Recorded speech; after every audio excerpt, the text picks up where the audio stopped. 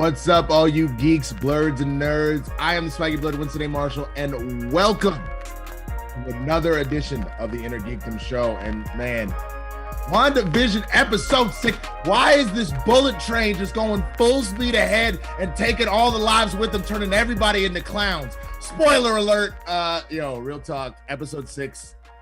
I feel like every week is my new favorite episode, and here we are. We're getting more of the mystery unraveled, and I, of course, have Dwain Burke with me. Say what's up to the people, sir. Hey, how is everyone doing tonight? This morning, Jesus. This was one hell of an episode. It really was, man. It really, really was. And I like. Again, what's beautiful about this show, because it's being treated like a movie, is every single step that we take, you get some more answers and you get so many more questions. So the only thing that made sense, getting this deep into it, seeing so much comic lore, seeing so many more mysteries just come out of nowhere, I had to go and get somebody who has essentially made, the last few years of his life, if not longer, about the comics. You know him from comic book shopping, you know him from Collider, you know him from the Schmoedown, you know him as that guy with it's Spider Cat, I believe is the name of his cat. You know what I'm saying? So, ladies and gentlemen, boys and girls, I present to you none other than Coy Jandrew himself. Mr. Coy, what is good, son? Talking about this guy right here. Yes, sir. Spider Cat just putting in the work. He literally was like ready at your cue, which is impressive. The episode we just experienced was like a great combination of all of my recent life, because I that's all I do, and the nostalgia of when I got in the game of reading comics. Because I've been reading these since I was 3, but there's always those waves of like in and out, and I definitely was fully zealous with Malcolm in the Middle era. Like when I was into Malcolm in the Middle, that's when I was back in comics. There was this weird like, wait, are we talking about me reading Bendis's Avengers while Malcolm in the Middle's on TV and I'm at home? Like my world collided in such a colossal way this week. It was the most nostalgia I may have ever felt. It was crazy. And a lot of people know that I've we were talking about it before the show, that I've been, working this new job and like hustling, and it's been crazy. And this was like a treat to just take, for me, an hour, because I always watch it twice. I watch it once to absorb, once to take notes, but a treat to just take in these classic outfits. Now that we're in 90s sitcom territory, like now I really know what's going on, because like the rest of them, I've seen maybe an episode or two of some of the things they've done homages to. Like my mom was obsessed with I Love Lucy, so I got some of that, and the Brady Bunch. And who hasn't seen an episode of the Brady Bunch and stuff? But now we get this like Malcolm in the Middle homage, and I'm like, yo, I love everything about this. Like I was wondering what they were gonna pick. I was like, are they gonna like pull a Fresh Prince on us because Pietro's here?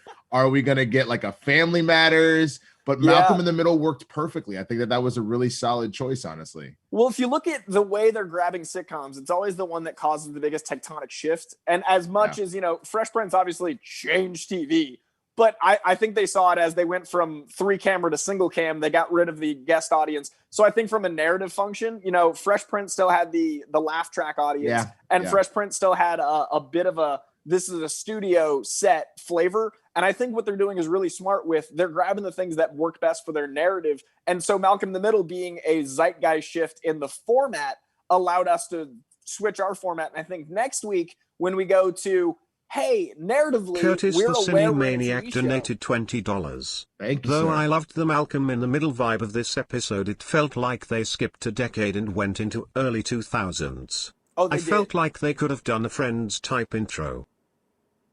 Yeah. So it's go ahead. It seems like everybody's got some stuff on it. So real quick, that actually ties into what I was mid-sentence of, was that next week they're going to be aware they're in a TV show more than ever. Pietro obviously knows a lot of what's going on. Vision knows what's going on. They needed a decade that reflected an awareness. And you know what 2010s was? The Office and Parks and Rec. So next week, when we're looking at the camera like Billy did this week, it made sense to skip the 90s so we could get to the timing we needed for next week's show. So I think they went Malcolm in the Middle single cam, and then they're going Office aware cam. I would argue that, I mean, obviously they're all mockumentaries, but I'd argue it's like kind of closer to because these are all family shows, to a Modern Family probably would be like that next transition. We may not get as many Office or Parks and Rec hijinks as we will just like kind of like that. Oh, earthquake. Hold on. Okay, I'm good. California. Yeah, right. Oh my God.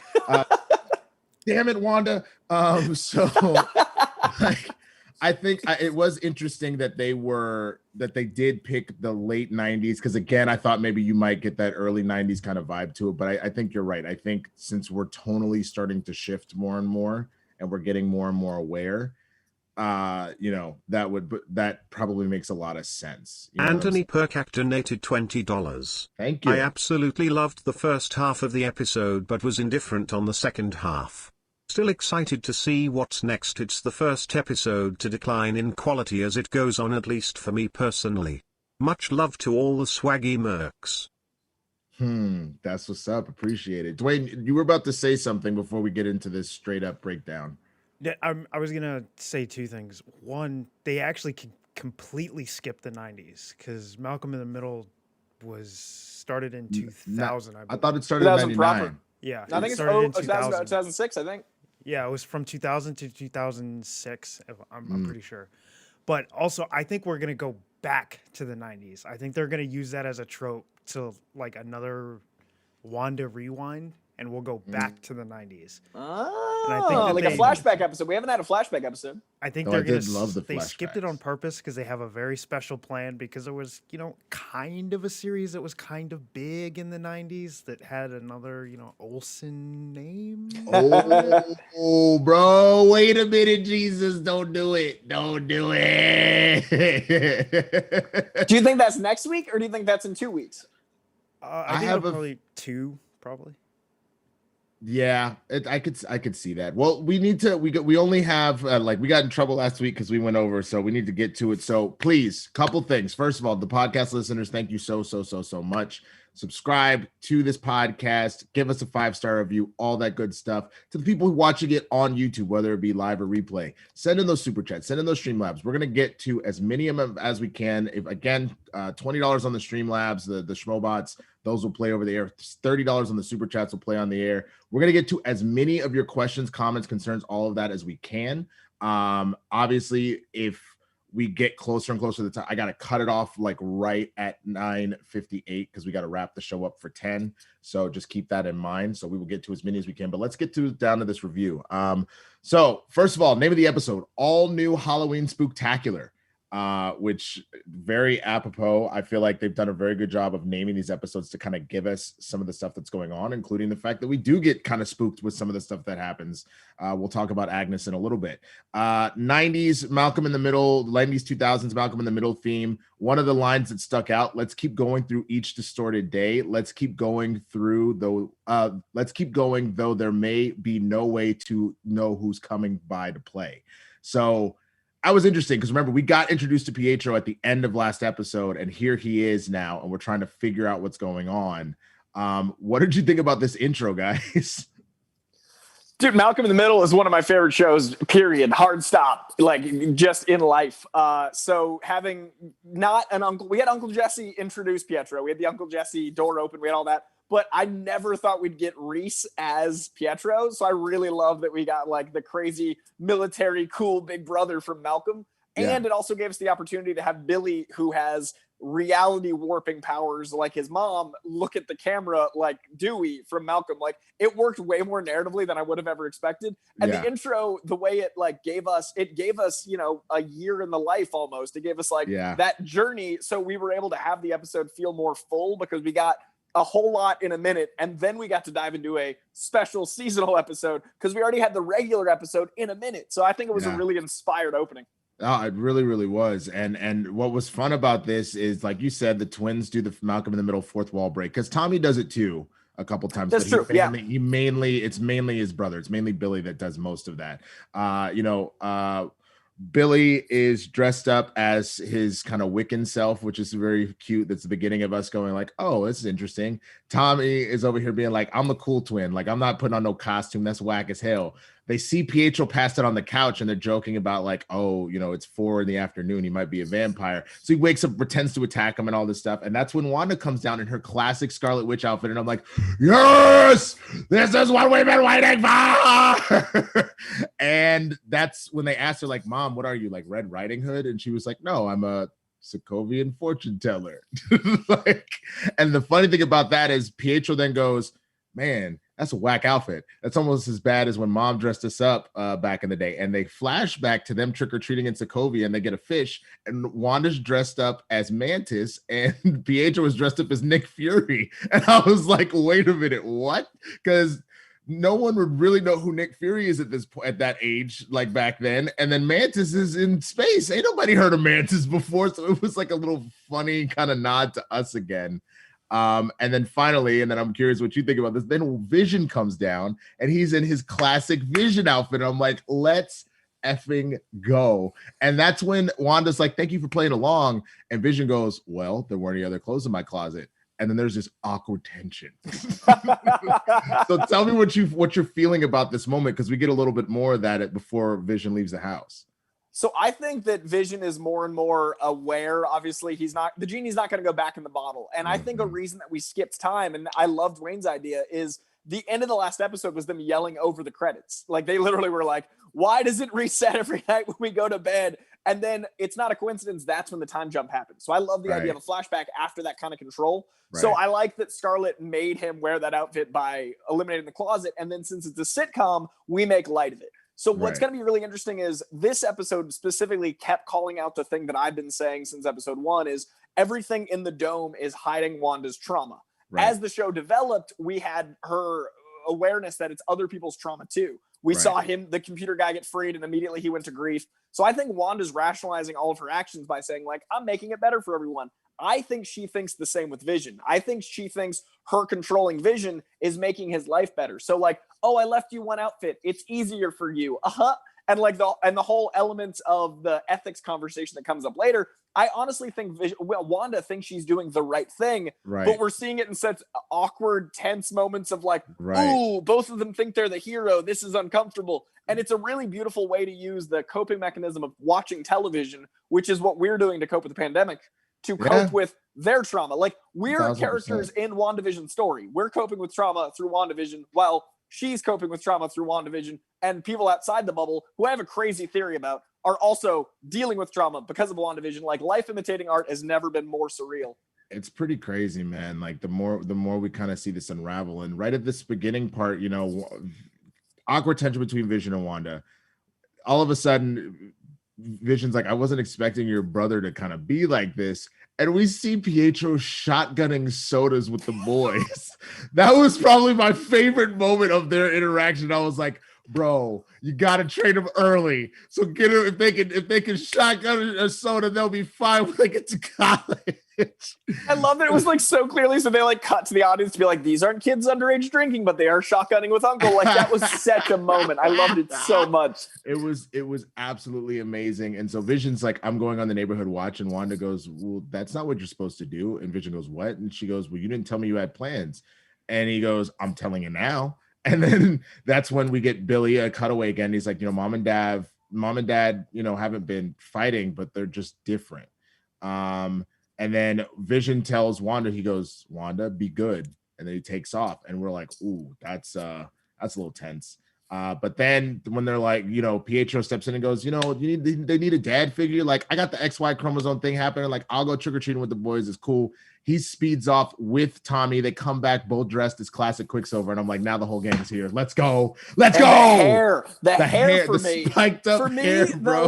Because he always had the weirdest hair in the Silver Age. Like, what was that decision? Yeah. To see that in real life, because that's even beyond the costumes. That's like we've gotten to actual comic book reality. What an absurd choice. I loved it so much. 1,000%, man. So now we're back to the outside. We're looking at Sword, and Hayward's being a dick. That has kind of been his thing from 21 Jump. And he kicks out the trio. Like, you know, Monica's like, yo, if Wanda's the problem, she has to be our solution. Like, you don't know what'll happen if you kill her. She, like, her powers could lash out and kill everyone. Don't do this. And he was like, no, you weren't here. You don't know what this was. Good thing maybe you weren't, because your mom would see you ain't ready for this job. So all y'all get out. And so he throws him out. And that's when my favorite moment of outside the bubble happens of this episode, when all of a sudden Monica and Jimmy just go, just whooping everybody's ass, right? And Darcy goes, so no one's gonna tell me the plan. You just all just gonna do this, not tell me what's going on.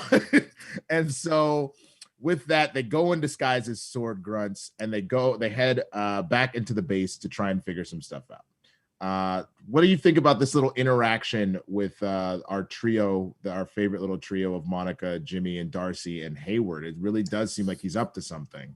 So my tinfoil hat theory, and it's okay. So when I said that Evan Peters is going to be on the show, episode 1, I thought that was insane. It was impossible. I thought that was the craziest shit that could happen. So at this point, I'm just saying all my crazy thoughts, because like Marvel's keeping up with my dreams. What if Outside the Dome is another show that Wanda is manifesting her guilt through because she wants to be stopped? And that's why everything works out. She learned how to hack pretty quick. She's getting convenient access to a lot Should Hayward's probably the most. My bad. Well, real quick. Try not to swear if you can. My bad. Because of the babies. SEO network. Yeah, apologies. Yeah. I'm used to my Instagram live where I'm like, yo, C word.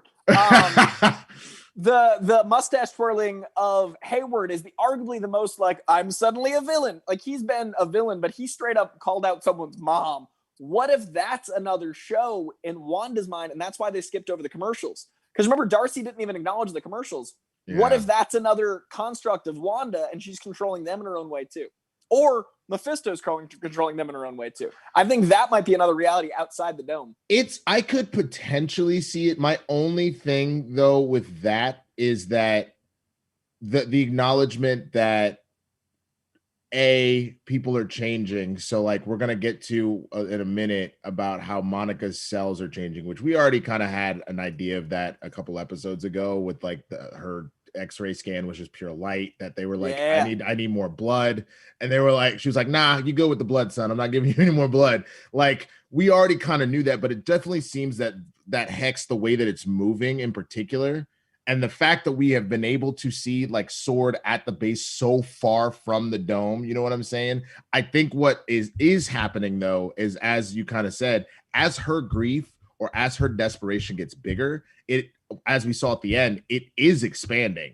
Yeah. So I do think that it will eventually get to the point, as she's been known to do before, she's able to bend the reality of like an entire universe if need be. I think it may eventually get there. I just don't think that it's quite, I think it is like a tiny little thing that's just expanding until it's all, you know what I mean? Because again, so it's tinfoil hat, but think about the fact that we've not seen anything outside of those two bubbles. The hospital scene was a flashback, and everyone just arrives at this Westview sign.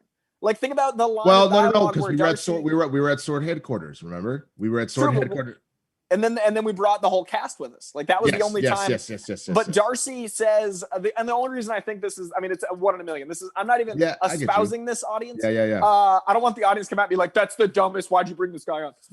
But the Darcy line where she says like, it's used comedically, but she's like, I don't even know if I work for you. I was like an actor that doesn't know their backstory. Like, I was thinking, like, obviously it's used for comedy, but what if that's also Wanda being like, I just made it all up as we're going along? Like, it could be a thing.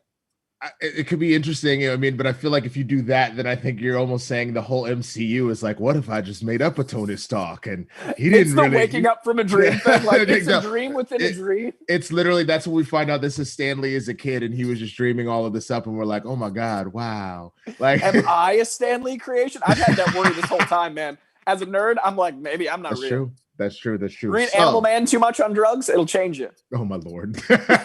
So we are back inside, and Tommy and Billy are trick-or-treating, and Wanda asks Pietro about the kid that always used to steal his boots, and Pietro goes, you're testing me, aren't you? Look, I know I look different.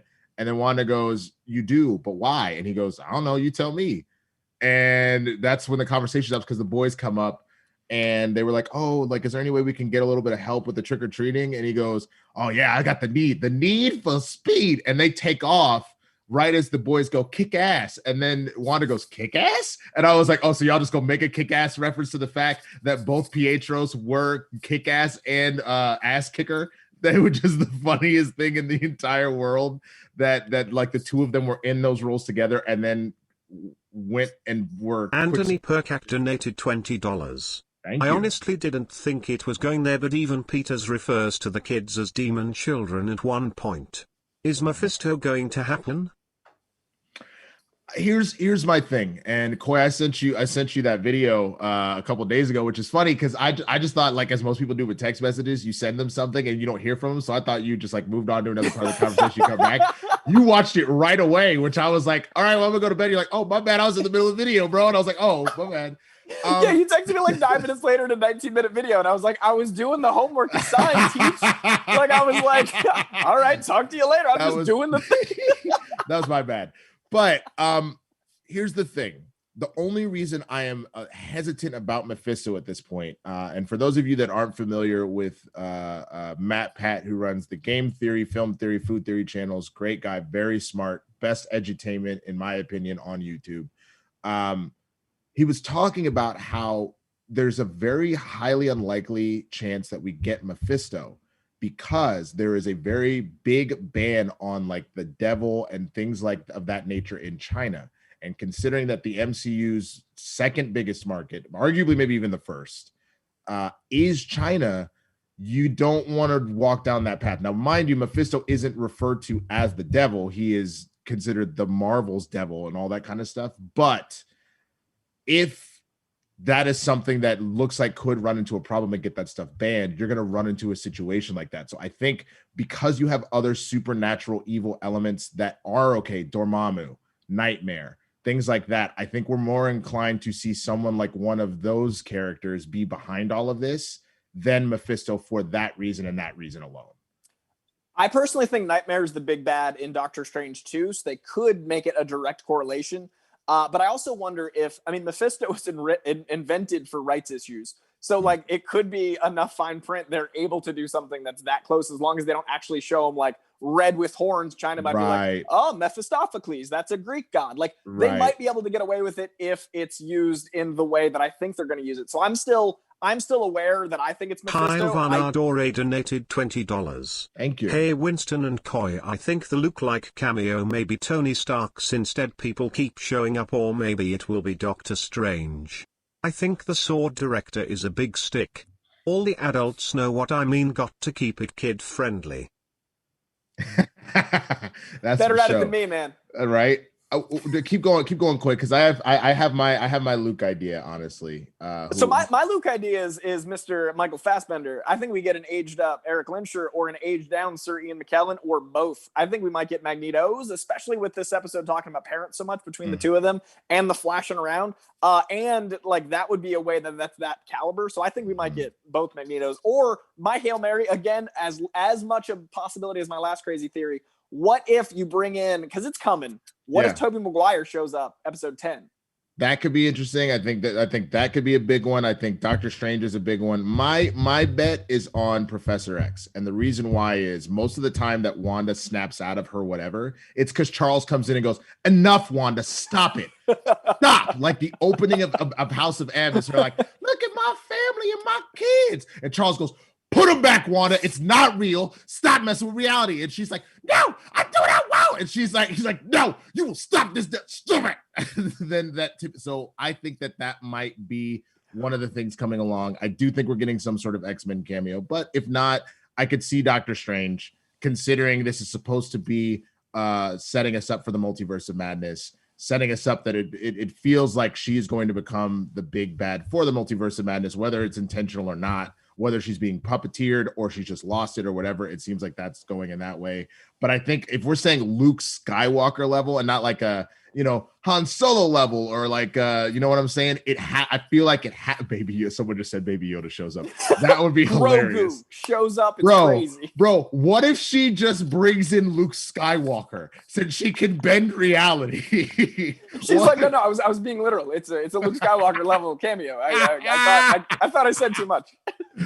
Oh my God. So I agree. Like Doctor Strange would be evolutionary. This needs to be revolutionary. I think the thing with like Doctor Strange is like, oh, cool, it's a Marvel show. But Evan Peters is arguably a bigger moment than Doc Strange. So I think it's got to be somehow bigger than Evan Peters. Yeah, I think so. 1,000%. So, okay, we got to keep moving because I know we got to get through the Streamlabs that are coming in. So they run off with the kick-ass reference. We see Herb is on watch duty, and he's calling out the disasters as they're like right before Quicksilver gets there, which is interesting, almost like it's being manifested. But he's like, what's going on? Oh, yeah, all the candy's gone. And all the jack-o'-lanterns are smashed, and everybody's covered in silly string. That's a crazy. Like, as we see it happen. And then Wanda goes, okay, well, can Vision help out? And he's like, Vision's not on duty. And she's like, wait, what? And he goes, is there something I can do for you? Like, do you want something changed? Like another one of these, like just all the puppets doing exactly what's being told. And she's like, no, never mind. He's like, all right, well, I got to go, Wanda. And he takes off. We cut back to Vision now, and he's walking further and further outside of town, and we see him walk by. This is probably one of the creepier moments of this episode. Walk by a couple, one putting out like a jack-o'-lantern over and over again, and the wife hanging up a ghost just over and over again, kind of stuck in a loop. And we see very slowly a tear just roll down the woman's face. And so we're realizing the further outside of town you get, like it's almost like the power to this carnival, and the pun sort of intended, just fades away. And we even start to get that because at one point Vision actually flies up into the air. He sees that all the people in town are, the further he goes, they're not even doing that anymore. Now they're just straight up frozen. Like he tries to talk to some people. Is this your kid? Like whatever, no response. And so the further away you get from the epicenter of this hex, the less people are stuck, but there's less control. You know what I'm saying? There's no control there. She can't manipulate people the further out they get.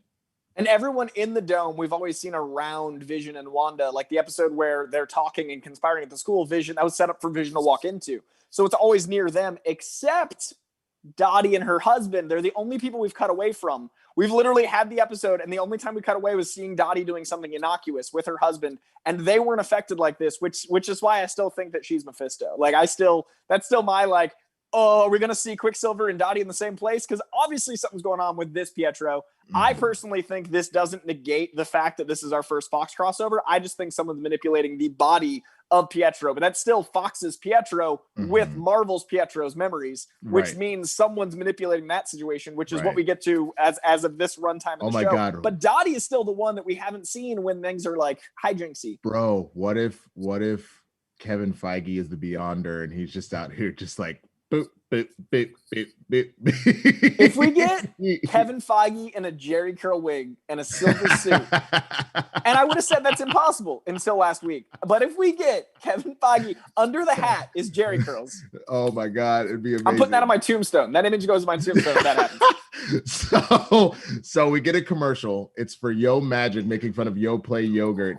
And it's a kid on an island like, oh my God, I'm so hungry. And a shark comes up. It's like, hey, bro, you hungry? We'll eat Yo Magic. And then he tries to open it, but he's too weak and can't. And the days go by until he turns into a skeleton and the yogurt falls by the kid's wayside. And then the tagline is Yo Magic, the snack for survivors, which is kind of crazy. And it is, again, another like moment to Wanda. She's surviving off of her powers at this point. It's the only thing keeping her going. But as someone just said in the comments, Yo Magic can't save the dead, which is a very good point. That's the one thing, is that her magic cannot necessarily save people from dying, you know? And it also seemed to me like some sort of Faustian deal with the devil, with the shark and the magic and magic feeding. And I think that everyone in that dome is feeding either Nightmare or Mephisto, depending on Chinese legal rights. But I think that is what the magic consumption is. And I think that was a message of like, it's starving these things. It's depriving the kids. Yeah. And I think that the shark represents our demonic entity that's coming. I agree 1,000%. So we get back the movie. Now this one was, I don't know if you saw this one, but the movie theater that they come out of actually has The Incredibles and The Parent Trap, both Disney properties, one about a superhero family, the other one about the kids forcing the parents back together. They've broken apart for whatever various reasons. Their lives together are done with and these kids bring them back together. I thought that was such a nice little, just like, boop. I was like, yo, y'all keep doing this to me and it's breaking my brain. But I was like, that was amazing. And we get right away, Pietro is talking to Wanda again. And he's like, look, I'm just here to stir up trouble and cause you grief. Like, isn't that that's what you wanted, isn't it? And then she goes, well, what happened to your accident? And he goes, well, what happened to yours? Like, look, all I know is I got shot in the street. Everything went dark. And then I heard you calling me and here I am, which again is letting us know to that point, like, So Pietro really did die. This, like, again, whether this is the memories being taken and put into this other Pietro, like you mentioned, et cetera, all of this really is connected directly to Wanda. You know what I'm saying? So whether somebody is messing with her mind, whether this is her grief, which we're going to talk about in a second because she brings it up, this is all directly connected to everything that's happening to her. This isn't necessarily someone's put her in a scenario. You know what I'm saying? Like, it's all spawning from her. I think that moment for me especially is Quicksilver of Fox for me, because he said shot down in the street like a chump and he died saving children. So like that wasn't how it happened. So if you were going to implant a memory, it's going to be that hazy. He even said fuzzy. I think that is a tell for that. So I think maybe when a Vision or whoever inevitably zaps this Pietro's body, it's going to be his Fox memories. I think that like the fugue state he's in is just like Agnes's, just like everybody else we've experienced. So that's all the implant, because he's playing a role like a marionette, just like anybody else in this world. But the role that he's meant to be playing is an antagonistic role. And that's why I think it might be some sort of exorcism, some sort of possession, some sort of control, because Wanda knows the least about his motives. Like we've seen Vision afraid, but at the end of the day, she controls Vision, even the wardrobe. But Quicksilver seems to be operating on his own functionality, and Billy is able to see outside of this reality altogether. So she's losing control, and Pietro seems to be a man of multiple worlds. And the twins thing with the Parent Trap was genius. Like it was, and the third movie they were watching was Night of the Living Dead. The black and white movie on the screen was Night of the Living Dead. Yeah. Oh my God, I forgot about that. I completely missed that. Mainly because I don't watch a lot of horror, so that just was over my head. But yeah, that's a very good point as well, man. And so Tommy, but as what tends to happen every time things get to a place of like, but what's really going on? All of a sudden, something happens. And in this case, Tommy's powers activate. And all of a sudden, he's just like, oh, you're chip off the old Uncle Block, like all that. You can do your super speed, but take your brother. Don't go past Ellis Avenue. And they're like, okay, got it. We cut back to Darcy, who is hacking Hayward, finds out that not only has Hayward figured out a way to see into the barrier, he didn't tell anybody. He's been tracking Vision specifically. So again, we cut back to Vision. Vision is, looking, he flies up in the sky, he sees all the people frozen, and he sees a car, and Agnes is frozen in it. And she's like, do you know where the town square scare is? And he's like, town square, I would assume. And then he realizes that she's, like everybody else locked. So he unlocks her, and she's just like, oh, you're one of the Avengers. Are you here to help us? And then Vision's like, yes, I want to help. But what's an Avenger? And she's like, how do you not know? Oh my God, am I dead? And he was like, no, why? He's like, because you're dead, like just over and over and over again. And he's like, okay, I'm going to try and figure it out. So she zaps him back again. He zaps her back again. And then she's like, well, I'm going to go. Oakley dokley, neighbor, like hits him with the Mr. Flanders and like drives off. But she even says, he's like, I got to get outside the barrier before she drives off. And she goes, no one leaves. Wanda won't even let us think about it. All is lost. And Vision's like, I'll fix it. And that's when she says, Oakley dokley, neighbor, drives off, right? So Vision goes, screw it. I'm going to find out what the edge of this town is. So he walks past Ellis. And we know that Ellis, the reason why you're not supposed to go past Ellis, because it's like that we're getting closer to the edge of the barrier. And that stop sign, I love that they're literally like, here is a visual. Stop. Like, I love that Wanda's got like a dark sense of humor. Like, yo, there's a stop sign. Like, that was just such a great visual joke to me. Right. And here's an interesting thing I want to run by you. So obviously we keep talking about how Wanda's Sokovian, she's an immigrant, right? So I was starting to pick, I was like, why Ellis? I was like, has nothing to do with baby carrots. That doesn't make any sense. But then I thought about it, I was like, oh, what if that's a symbolism of Ellis Island? I thought it was Ellis Island because it's the place where you become free. Right. It's on the right. other side is freedom, and they keep cutting to like the eastern block of Europe where they're from and stuff. Yes. Yeah, I think that's what that is. That's exactly where my mind went. For a second, I went Warren Ellis, and I was like, he's a great comic writer, one of the best, but he's not really responsible for a lot of Scarlet Witch or Quicksilver stuff. So that's gone. And then I eventually got to like, are they just going straight up Ellis Island? I think I agree. I think that's what it is. It's like a visual. Right. And so we got to wrap up this in about 10 minutes so we can get everybody Streamlabs. But 3 donated $20. Thank you. So, Star Wars has Harloff Minor and Marvel has Ellis Avenue. So who in Disney is actually a schmo? That's a good point. That's a very solid point. I'm recruiting Kevin Feige next year. Calling it now. He's going to be my IG player. Don't worry about it. All right. Go ahead, I'm going to get the Kevins. Smith and Feige as a team. Oh, my Lord. That's not fair. He's not allowed to play IG. So essentially, there was a couple like other like random things that I was thinking. People are saying that maybe Agnes was faking it. I don't necessarily think that she's faking it. I think that she does. Like, we still think she's Agatha Harkness. I'm sure you probably feel the same way about that. I don't think she's faking it. I think that her powers maybe give her a little bit of immunity compared to everybody else, not the full blown way that like Vision is having at this point.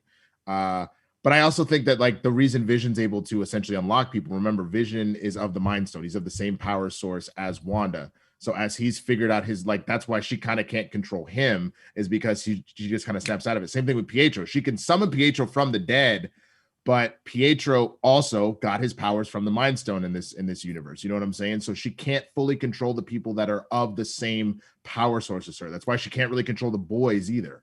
Also, X-Men. Mutants can't use their powers against each other. That's like a thing.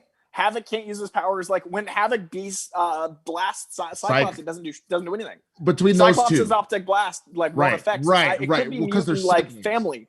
Well, that's what I'm saying with Quicksilver and Wanda. Yeah, exactly. Quicksilver and Wanda is probably like a simpatico mutant power thing. That's very possible. I can see that too, actually. That's actually a very solid point. Okay.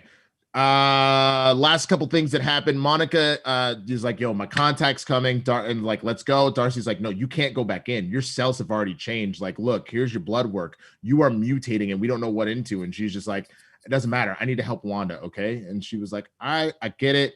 I'm gonna stay here and learn more. So Darcy stays behind. Then we get another conversation with Pietro and Wanda, and she's like, so where have you been hiding all these kids until now? And Wanda goes, wait, what? And she's like, he goes, I assume they were to sleep in their beds, no need to traumatize them beyond the occasional holiday episode cameo, right? And he goes, but don't feel bad. You handled the ethical scenario of this as best you could. Families and couples stayed together, better jobs. And then Wanda goes, wait, you don't think that it's wrong? And he goes, honestly, I'm impressed. Like, how did you even do all of this?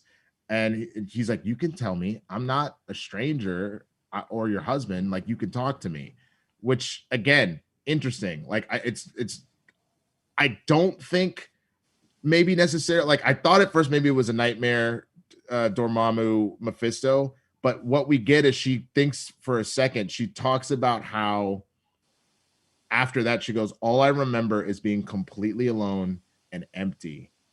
And that was it. And just this endless emptiness. And she turns away. And when she turns back, she sees his dead zombie body again, which is kind of why I don't necessarily know if maybe it's maybe the devil is listening through his vessel or something, or whoever's controlled. But like, I don't necessarily know if they are that person because of seeing the zombie. You know what I'm saying? It literally is a reanimated corpse, just like Vision. That's right. The only thing that makes me wonder if maybe it's not, but with the visual of it being Fox's Quicksilver, there's an awareness of multiverse that I don't know if Wanda would have yet. So that's my question. Is like, would Wanda be able to supplant that image of this person she's never met over the reanimated corpse? Like, what's causing the reanimated corpse to look like a Fox character? That's the fun mystery right now, is like, who's controlling that? And I saw some theories that like Sword planted a spy in the dome to like give them information, and that's who Pietro is. But how would Sword know about the multiverse? And my big thing is this all takes place before Spider-Man Far From Home, which is why I think that Jonah is actually the first crossover multiverse character. I think Jonah is from the Sony universe in Spider-Man Far From Home. And when Jake was talking about the multiverse, he wasn't lying. Like Jake Gyllenhaal's Mysterio actually knew something we don't, because that takes place 6 months after WandaVision.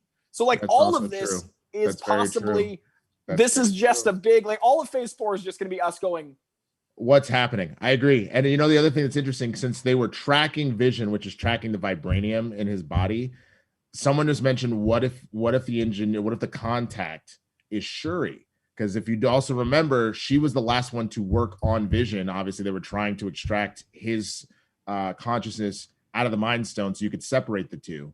So that's a possibility. I mean, when you consider all of the stuff she's designed, and you know, Monica said last episode, I need like a XYZ tank with this sort of density and this sort of stuff, with blah blah blah blah blah. And I'm like, yeah, there's like 2 people in the world that I can think of that we know that could do this. You could say a third, but definitely not the third one, because he's an idiot, and that would be Justin Hammer. But it would be Tony Stark, who's no longer alive, and then in my mind, Shuri. We haven't necessarily been introduced to any other, like obviously other engineers of genius level exist, but that we've been introduced to. But with cosmic radiation and aerospace engineering, are those people driving to old Reed's house? Because I think that's a possibility too. That's a possibility too, or even Dr. Doom, which could be interesting. You know what I'm saying? Like introduce Victor as like a dude, like showed like, yes, I'll help you this time. Exactly. So you know, you never know, man. All right. So let me see where my notes.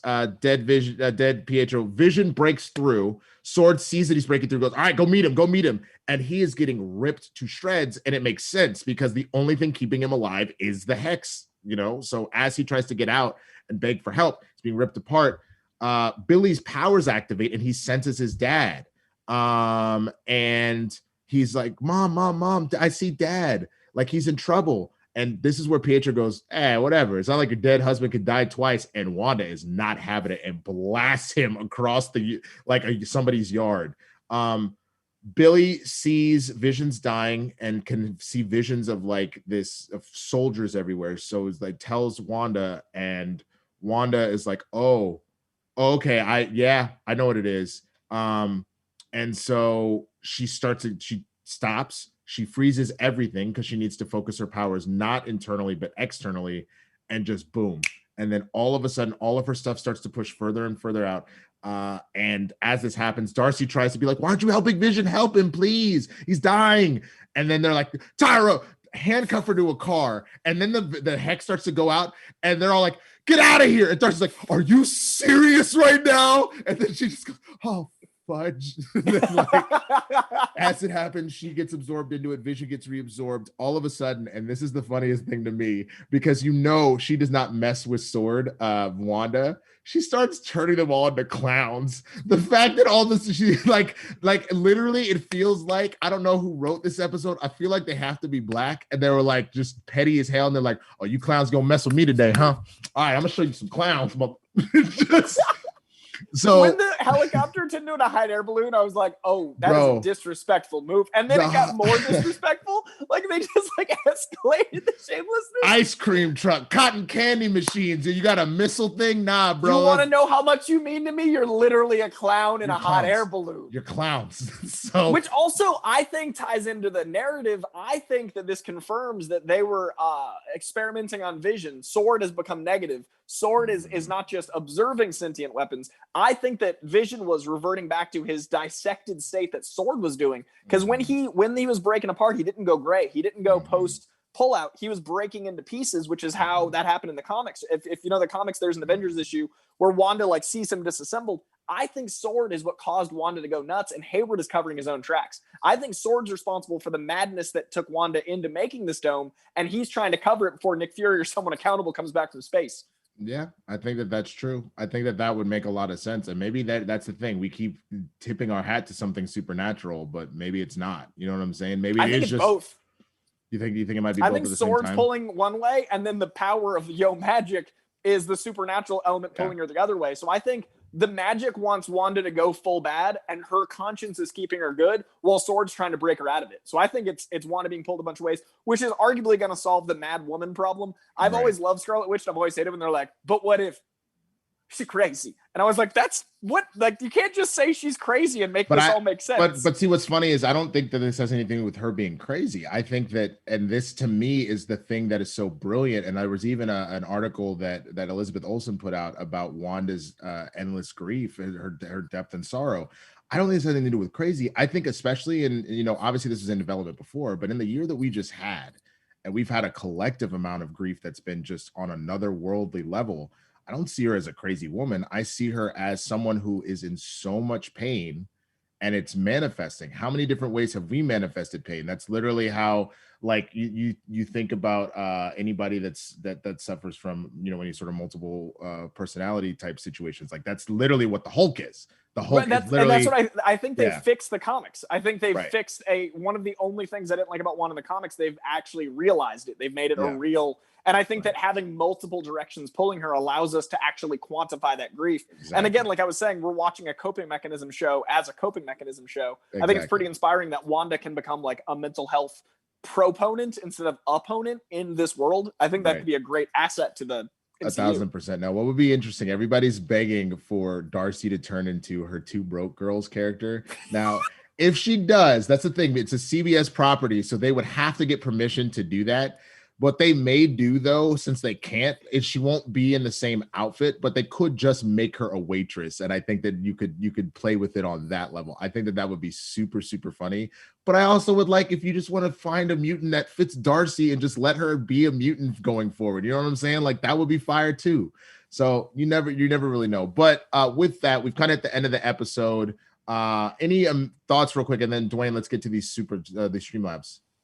My favorite moments were the kick-ass, which I couldn't believe happened, and I'm pretty sure that she was gonna say the word we all wanted her to say, but then I think she got consumed at the exact moment, so she got sitcommed. I think her saying fudge was like a sitcom activation, and I love that like the timing like makes that a question. And like I'll never get over the fact that I've now seen Quicksilver in his comic accurate costume. Like that's for the rest of my life. I get to keep that. That's pretty dope. All right, Dwayne, what we got, brother? All right, first up we've got Tim Sim. If they're going to do Office references, I really wonder how far they can go without infringement to NBC Universal. Also, they are definitely planting the Young Avengers seeds. They are 1,000%. I just hope Cassie, Kate Bishop, like we got most of them. I just really hope the boys don't dissipate. I hope that when this is over, they don't, because you know how many different times and different iterations the boys just then do disappear. Oh, we were just a piece of Mephisto. Oh, we were just like a delusion by Wanda herself. Like, I hope that they're real. That makes me a little nervous, honestly. Well, the jump rope and the costume of Monica that lasted gives me hope that even if the dome dissipates, they stay real. Obviously, they're living creatures. There's a lot of questions. And obviously, the Vision thing that happened this episode raises some questions. But Vision was dead, whereas her kids might not be. So hopefully they get to live on. And I just think there's too much Young Avengers set up for them to go away. Because we'd be like, wait, you had 7 Young Avengers. Now we got 5? Like, what was that move? I can't see personally, narratively, them doing it. Also, I'm wondering if they just do looking at camera stuff with The Office and Parks and Rec. Like, I think it might. And I've never watched Modern Family, but I feel like that's the direction. It's the same thing. It's a mockumentary, so it is a sit down talking head, like blah blah blah. But yeah. So I think that's the only way they'll reference. I don't think they'll do any like Dwight jokes. Right. What else, Dwayne? All right, Garth Harkness McMurray about the street signs Ellis and Rolling Hill. Ellis might be a nod to comics writer Warren Ellis. Rolling Hill might be a reference to Maria Hill rolling in. In the movie, she was replaced with a Skrull, so that Skrull may be Monica's aerospace engineer friend. Interesting. I had not thought of Maria Hill as the... I didn't either. That's not a bad look. Yeah, let's keep it going. What else? Tiffany F. Wanda is in more control than I thought. Love the kids and all the costume shout-outs. Still wondering who Pietro really is. He confronted her about everything she's doing, but he supports it all.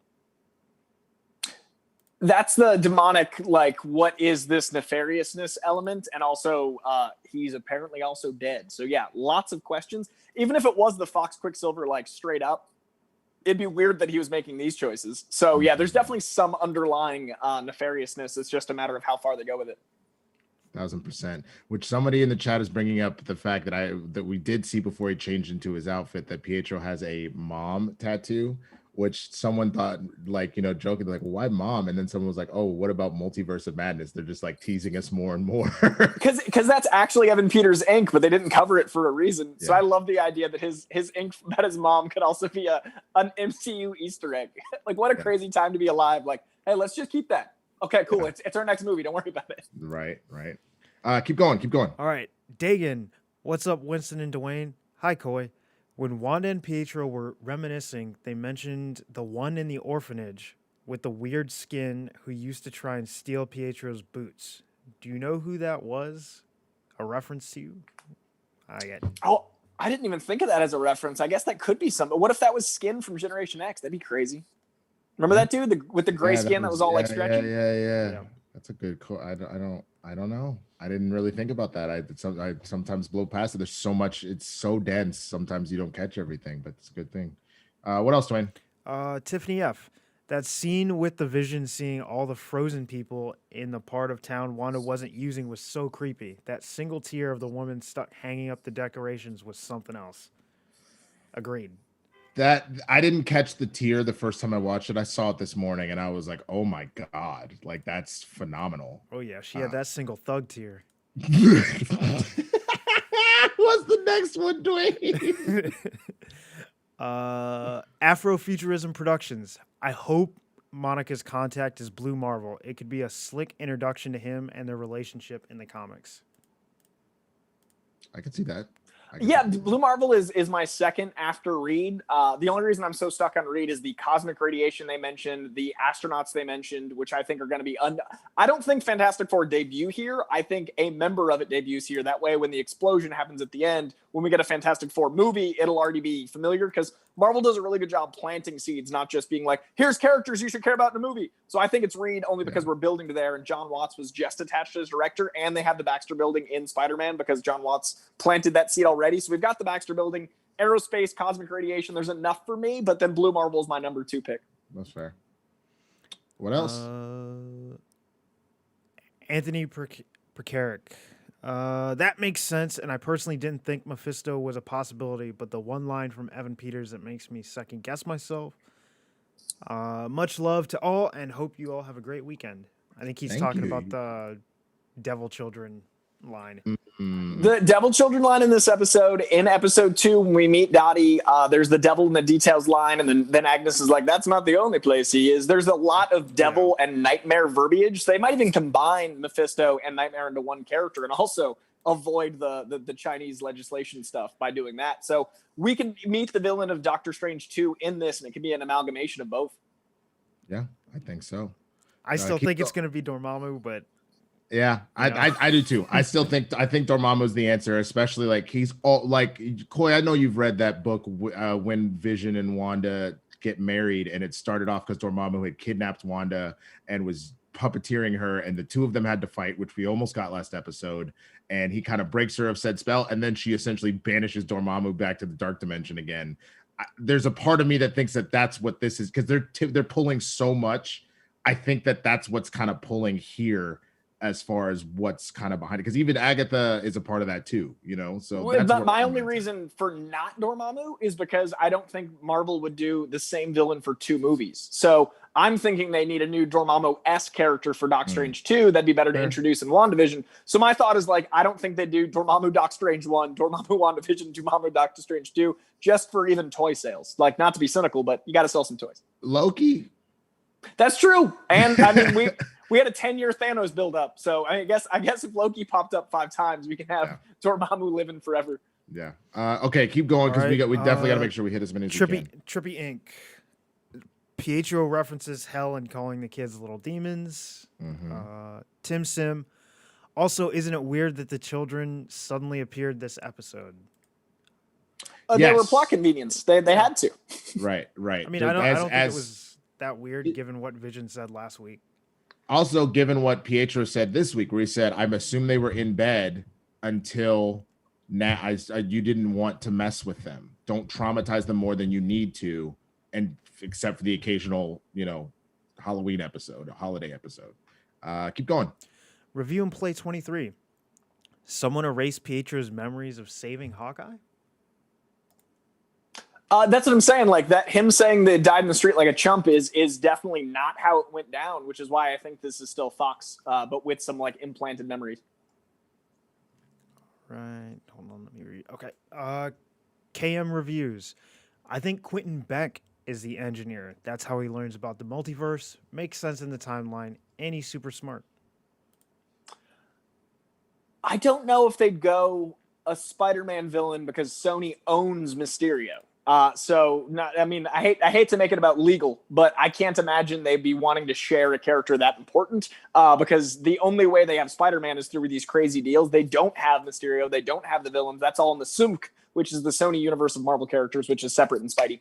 We got to check this out, but someone in the chat just said that Agnes's license plate is the hex color code for black, aka black magic. I don't know if that's true, but if it is, holy crap. They're so good at license plates. Like license plates, yeah. I always forget to check. And every time someone posts a picture, I'm like, how do you? Yeah. Nice work. You're right. All right. What else? All right. KM reviews. You may have covered this already, but was your interpretation of the commercial that everyone under her control is starving to death? That the only thing that's keeping them alive is the magic, but the magic is also draining them of their life. The more they're connected to it, like as they're holding it, we kind of talked about this, like the more they're connected to the magic, as Norm said, he's like, help, it hurts so bad. I think it is sucking the life out of them. That's also why that lady is crying, hanging up those decorations. You know what I'm saying? Like this is sucking the life out of them, I think. And my interpretation is like every other commercial, it's a metaphor for something in her past. So I think this is a metaphor for a Faustian deal with the devil, where it's about magic fueling the devil, which is the shark. And then the rotting is similar to what Winston's saying, but I think it's directly tied to I'm very stuck on Mephisto. I mean, I think it's also a reference to her having her magic, but not being able to like fully let it go and save. Yeah, it's trapped everyone. in the yogurt. Yeah, like she had the power to save everyone, but just wasn't able to use it. Exactly. I agree. I completely agree. Right, okay, so yeah, I think we got one more. And great. Okay, great. Yep, this is the last one. From Pizzy, the last episode seemed like it's set up to be all about grief and different responses to it by Wanda, Monica, and Hayward. There just won't be a villain.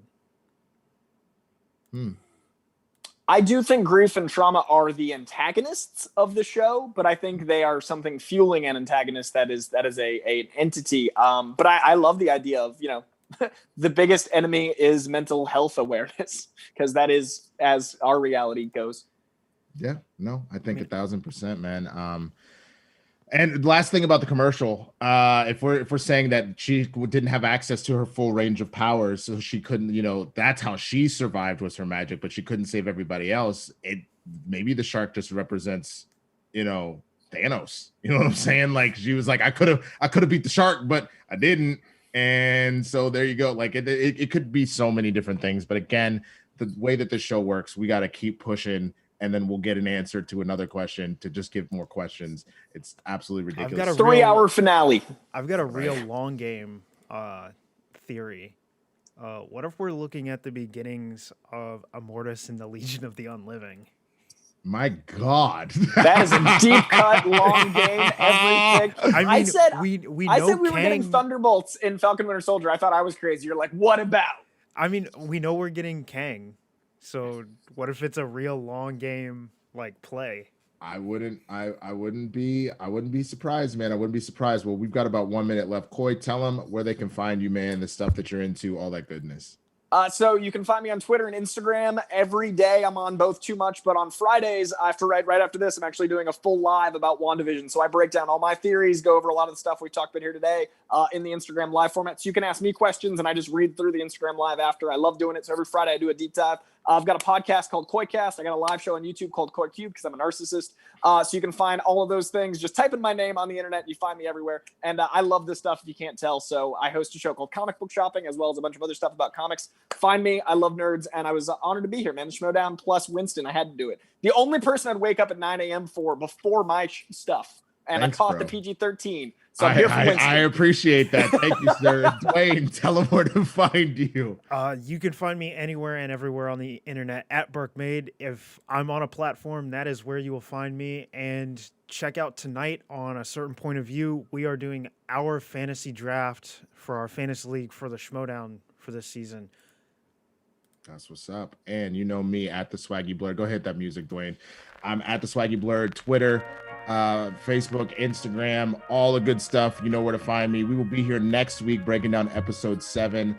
Please come back. Shout out to everybody that sent in a super chat or a Streamlab today. Thank you so much. You help keep the lights on. Shout out to everybody that hit that like button, that subscribe to the podcast. You guys are what help us get sponsors and keep this moving. I want to thank each and every one of you for coming and joining us today. Keep being weird, y'all. All right. Keep being geeky. Keep being nerdy. You know what it is. We out here. Deuces.